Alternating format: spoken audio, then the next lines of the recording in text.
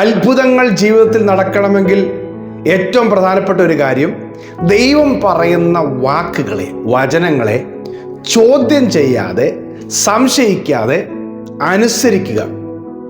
അതിൻ്റെ പിന്നിലുള്ള കാരണമോ ലോജിക്കോ യുക്തിയോ തൽക്കാലം ചോദിക്കേണ്ട, അത് ദൈവം പഠിപ്പിച്ചു തരും.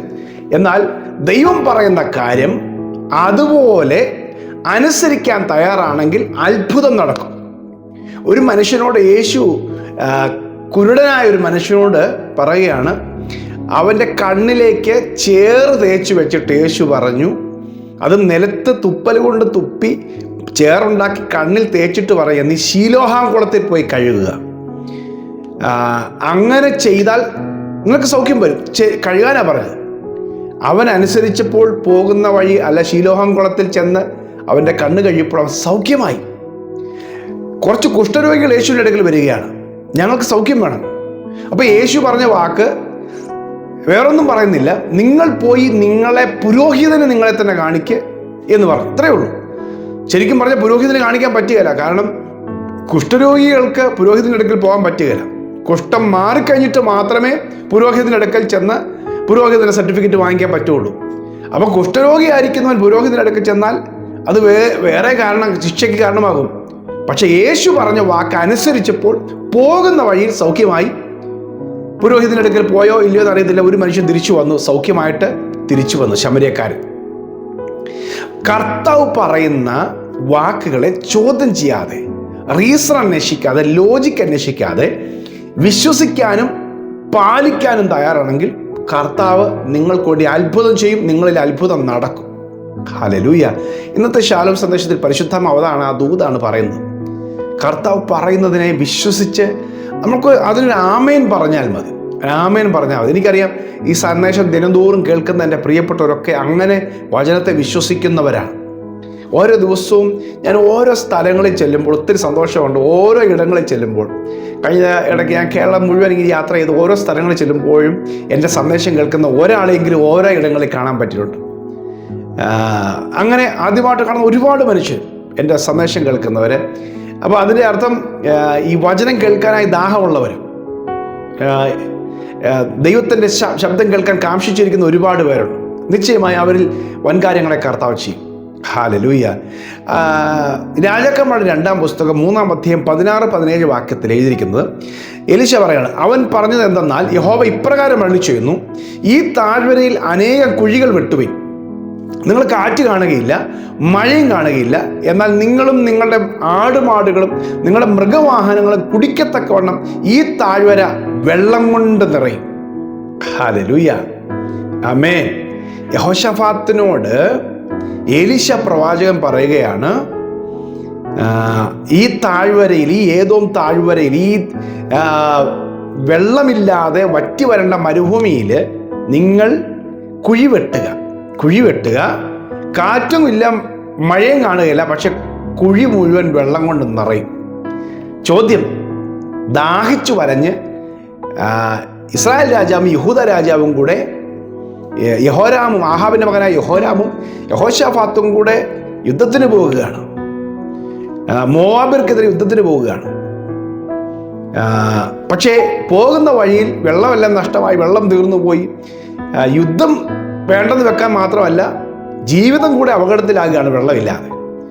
ഒടുവിൽ ഒരു നിവൃത്തിയില്ലാതെ എന്ത് ചെയ്യുന്ന അറിയാതിരുന്നപ്പോൾ യഹോശാഫാത്ത് പറയാണ്, എലീശ അടുക്കൽ നമുക്ക് ആളയച്ചിട്ട് പറയാം, എന്തെങ്കിലും നടക്കുമോ ഇല്ലയോ എന്ന് ചോദിക്കാം. ഒടുവിൽ എലീശ പറഞ്ഞ കാര്യമാണ്. അവിടെ ചെന്ന സംഭവങ്ങളൊന്നും വിശദീകരിക്കുന്നില്ല. എലീശ പറയുകയാണ്, നിങ്ങൾ കാറ്റ് കാണുകയില്ല, മഴ കാണുകയില്ല, നിങ്ങൾ ഈ താഴ്വരയിൽ കുഴിവെട്ട്, വിശ്വാസത്തിൻ്റെ കുഴിവെട്ടുക, നാളെ വെള്ളം നിറയും. നമുക്കറിയാം സംഭവിച്ചത് എന്താണെന്ന്. വെള്ളമില്ലാതെ, കാറ്റില്ലാതെ, മഴയില്ലാതെ ഒരു സ്ഥലത്ത് വെറുതെ കുഴിവെട്ടി, ഉണങ്ങിയ സ്ഥലത്ത് കുഴിവെട്ടിക്കും, നാളെ വെള്ളം വരും, നാളെ വരുമെന്ന് പറഞ്ഞാൽ ഒരിക്കലും വിശ്വസിക്കാൻ പറ്റാത്തൊരു ഇടമാണെന്ന് പറയണം. പക്ഷെ ദൈവം അത്ഭുതം ചെയ്തു കേട്ടോ. അടുത്ത ദിവസമായപ്പോൾ അവിടെ വെള്ളം നിറഞ്ഞു. വെള്ളം ഒഴുകി വന്ന മറ്റൊരു ദിശയിൽ നിന്ന് വെള്ളം ഒഴുകി വന്നു. ഇതൊരു കാര്യം, ഇത് അനുസരിക്കുമ്പോൾ തന്നെ കർത്താവ് പറയുന്നുണ്ട്, നിങ്ങൾക്ക് ഇതും പോരാ എന്ന് തോന്നിയിട്ട് ദൈവം മോവാബിനെ നിങ്ങളുടെ കയ്യിൽ ഏൽപ്പിച്ചു തരും. അതും സംഭവിച്ചു കേട്ടോ.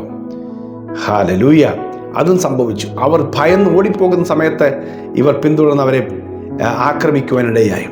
ഇപ്പം ദൈവത്തിൻ്റെ വാക്ക് പറയുന്നതെല്ലാം അസ്വാഭാവികമായിട്ടുള്ള അസാധാരണമായിട്ടുള്ള കാര്യങ്ങൾ അനുസരിക്കാനായിട്ടായിരിക്കും. ഞാൻ പറഞ്ഞില്ല, അതിൻ്റെ ലോജിക്കോ അതങ്ങനെ ആളുകൾ ചെയ്യുന്നുണ്ടോ എന്നും അവിടെ ചോദിക്കേണ്ട കാര്യമില്ല. എല്ലായിടത്തും ദൈവം എല്ലാം ഒരുപോലെ പറയുന്നുമില്ല. കർത്താവ് എന്ത് പറയുന്നു? അതുകൊണ്ടാണ് യേശുവിൻ്റെ അമ്മയായ മറിയ കാനാവിലെ വീട്ടിൽ വെച്ച് വീഞ്ഞ് തീർന്നു പോയപ്പോൾ ആ വീട്ടുകാരോട് പറയാണ്, ഈ യേശു എന്തെങ്കിലും പറഞ്ഞാൽ അത് ചെയ്യുവിൻ. അവിടെ ദൈവമഹത്വം വെളിപ്പെട്ടു. നമുക്കറിയാം, അവിടെ അസ്വാഭാവികമായ ഒരു കാര്യം പറഞ്ഞത്, ആരും പറയാത്തൊരു കാര്യം. കൽപ്പാത്രങ്ങളിൽ കാലുകൾ ശുദ്ധീകരിക്കുവാൻ, കൈകൾ ശുദ്ധീകരിക്കുവാൻ, ശുദ്ധീകരണത്തിന് വേണ്ടിയുള്ള കൽപ്പാത്രം, പുറത്ത് കിടന്ന കൽപ്പാത്രത്തിൽ വെള്ളം കോരി നിറയ്ക്കാൻ പറയുക. വീഞ്ഞില്ലാത്ത സമയത്ത് വെള്ളം നിറയ്ക്കാൻ പറഞ്ഞപ്പോൾ അവിടെയുള്ള ദാസന്മാർ അനുസരിച്ചു. അതുകൊണ്ട് അവിടെ അത്ഭുതം നടന്നു. ആമേൻ. വീഞ്ഞില്ലാത്ത സ്ഥലത്ത് നിന്ദയുടെയും വലിയൊരു പഴിയുടെയും അപമാനത്തിൻ്റെയും വിഷയമാകേണ്ടിടത്ത് ദൈവപുത്രൻ പറയാണ്, ഈ കൽപ്പാത്രത്തിൽ ഇപ്പം വെള്ളം നിറയ്ക്കാൻ. ആരാ അതൊക്കെ ചെയ്യാൻ പോകുന്നു? ഇനി വേറെ കാര്യം കേട്ടോണം. യേശു അവിടെ ഒരു അത്ഭുതം ചെയ്ത് ഇവർക്ക് കേട്ടിട്ടോ പരിചയമില്ല. യേശുവിനെ വിളിച്ചിട്ടുണ്ടെന്നറിയാം. അടയാളങ്ങളുടെ ആരംഭമായി യേശു ഗലീലയിൽ വെച്ച് ചെയ്യുന്നതാണ്. പക്ഷേ എന്നാലും പറഞ്ഞത്, ആ മാതാവ് പറഞ്ഞത്, യേശുവിൻ്റെ അമ്മയെ മറിയ പറഞ്ഞത് അവർ കേട്ടോ. ഹല്ലേലൂയ. യേശുവിൻ്റെ അമ്മയെ മറിയ ഇന്നും നമ്മളോട് പറയുന്നുണ്ട്, ഈ യേശു എന്തെങ്കിലും പറഞ്ഞാൽ അത് ചെയ്യുവിൻ. യേശു പറയുന്നത് ചെയ്യുവിൻ. മറിയയ്ക്കും അതേ പറയാനുള്ളൂ. മറിയയ്ക്ക് മറിയുടേതായ ഒരു അത്ഭുതമല്ല, യേശു പറഞ്ഞാൽ അത് നടക്കും. ആമേൻ. അവിടെ അത്ഭുതം നടന്നു, ദൈവമഹത്വം വെളിപ്പെട്ടു. ഞാൻ പറഞ്ഞല്ലോ, കൽപ്പാത്രങ്ങളിൽ വെള്ളം നിറയ്ക്കാന്ന് പറഞ്ഞാൽ അസ്വാഭാവികമായ ഒരു കാര്യമാണ്. അല്ലെങ്കിൽ അത് അതിനകത്ത് അത്ഭുതം നടക്കാനിരിക്കുന്നത് അവിടെ. അതുകൊണ്ടാണോ വേറെ പാത്രത്തിലോട്ട് ഒഴിക്കാൻ പറഞ്ഞാൽ ചിലപ്പോൾ പച്ചവെള്ളം വീഞ്ഞാക്കി കൊടുക്കാം. പക്ഷെ കൽപ്പാത്രം, അതൊക്കെ കർത്താവിനെ അനുസരിക്കാൻ തയ്യാറാണെങ്കിൽ കർത്താവ് അത്ഭുതം ചെയ്യും. ലാസറിന്റെ വീട്ടിൽ വന്നപ്പോൾ ലാസർ മരിച്ചിട്ട് 4 ദിവസം കഴിഞ്ഞു. ഹല്ലേലൂയ. അവിടെ യേശു പറയാണ്, വിശ്വസിച്ചാൽ നീ ദൈവത്തിന്റെ മഹത്വം കാണും. ഇപ്പോഴും നീ എന്തെങ്കിലും പിതാവിനോട് അപേക്ഷിച്ചാൽ അത് സംഭവിക്കും. അവിടെ സംഭവിച്ചു കേട്ടോ. ഹല്ലേലൂയ. അതേ പ്രിയമുള്ളവരെ, കർത്താവ് പറയുമ്പോൾ ചിലപ്പോൾ അസ്വാഭാവികമായി പലതും തോന്നിയേക്കും. പക്ഷേ അതനുസരിക്കാൻ തയ്യാറാകുമ്പോൾ അതിനകത്തൊരു അത്ഭുതമുണ്ട്. പിന്നീട് നമ്മൾ തിരിച്ചറിയും അതിനകത്തുള്ള ദൈവഹിതം എന്താണെന്നുള്ളത്. ആമേൻ. ദൈവം നിങ്ങളുടെ ജീവിതത്തിൽ വലിയ കാര്യങ്ങൾ ചെയ്യാൻ ആഗ്രഹിക്കുന്നു. കർത്താവ് എന്ത് പറഞ്ഞാലും അത് കേൾക്കുവാൻ, ചോദ്യം ചെയ്യേണ്ട, മറ്റുള്ളവരോട് അതിനെക്കുറിച്ച് അഭിപ്രായം ചോദിക്കേണ്ട, അതിനെക്കുറിച്ച് കൂടുതൽ സംശയിച്ച് കുറേ സ്റ്റഡി ചെയ്ത് സമയം കളയേണ്ട. കർത്താവ് പറഞ്ഞാണോ അനുസരിക്കാൻ തയ്യാറാണ്. ഇപ്പം ഈ ശീമോൻ പത്രോസ് ഭയങ്കര വിദഗ്ധനാണ് മീൻ പിടിക്കാൻ. രാത്രി മുഴുവൻ അധ്വാനിച്ചു. മീൻ എവിടെയൊക്കെ ഉണ്ടെന്നറിയാം, അത് ഏത് സമയത്താണ് കിട്ടുന്നതും രാത്രിയിലാണ് കിട്ടുന്നതൊക്കെ അറിയാം. പക്ഷേ യേശു പകല് പ്രസംഗം കഴിഞ്ഞ് കഴിയുമ്പം ഏകദേശം ഒരു ഉച്ചയാകാറായ സമയത്ത്, ഒരു മീനും വരാൻ സാധ്യതയില്ലാതിരിക്കുന്ന ആ പകൽ സമയത്ത്, ഉച്ച സമയം ഏകദേശം ആയി കാണുമായിരിക്കും, യേശു ശീമോൻ പത്രോസോട്, മീൻ പിടിക്കാനുള്ള ഉസ്താദിനോട് പറയാണ്, നീ പടകിൻ്റെ മീൻപിടുത്തത്തിന് ആഴത്തിലേക്ക് നീ വലയിറക്ക്. നാഥാ, ഞങ്ങൾ രാത്രി മുഴുവൻ അധ്വാനിച്ചിട്ട് ഒന്നും കിട്ടിയില്ല. പക്ഷെ അടുത്ത വാക്ക്, എങ്കിലും നിന്റെ വാക്കിന് ഞാൻ വലയിറക്കാം. കണ്ടോ, നിന്റെ വാക്കിന്.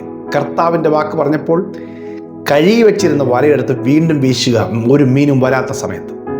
അവിടെ അത്ഭുതം നടന്നു. ദൈവം ചില അത്ഭുതങ്ങൾ നിങ്ങൾക്ക് ചെയ്യാൻ പോകുകയാണ്. നിങ്ങൾ ചില അത്ഭുതങ്ങൾ ഇന്ന് കാണാൻ പോകുകയാണ്. കർത്താവ് നിങ്ങളുടെ ജീവിതത്തിൽ അത് ചെയ്യും. വിശ്വാസത്താൽ ദൈവം പറഞ്ഞനുസരിക്കും. ഒരു അത്ഭുതം ഇന്ന് സംഭവിക്കും. പ്രിയ കർത്താവേ, ഈ വചനം കേൾക്കുന്നവരിൽ ഒരു അത്ഭുതത്തിൻ്റെ ദിവസമായി മാറട്ടെ. ഇന്ന് കർത്താവ് ഒരു അത്ഭുതം, ഈ തിങ്കളാഴ്ച കർത്താവ് അവർക്ക് വേണ്ടി ചെയ്യുന്നു.